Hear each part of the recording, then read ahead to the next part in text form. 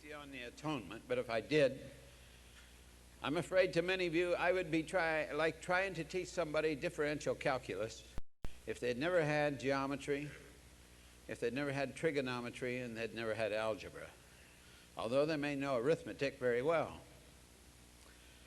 Now, I would like to spend some time on the moral law, because the moral law is the basis, the foundation for the necessity of the atonement. And by the way, great conviction of sin comes from preaching the moral law, but preaching it in the right way. You can never have conviction of sin without the preaching of the law, but you must preach the law rightly. Now let me say it again.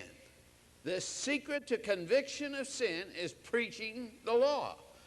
Now, my dear friends, no man will ever see the winsomeness of Calvary until they've heard the thunders of Sinai. You get that? You ought to write that one down. No man will ever see or hear the winsomeness of Calvary until they've heard the thunders of Sinai. Now, when I say thunders, I don't mean that with a bad connotation. And you're going to see as I get into this. Now, here is the basis, the foundation for the moral law of God. And before I get into it, I want to say this, and I want you to write this down. The secret to the conviction of sin is in preaching the rightness, the fitness, the practicality,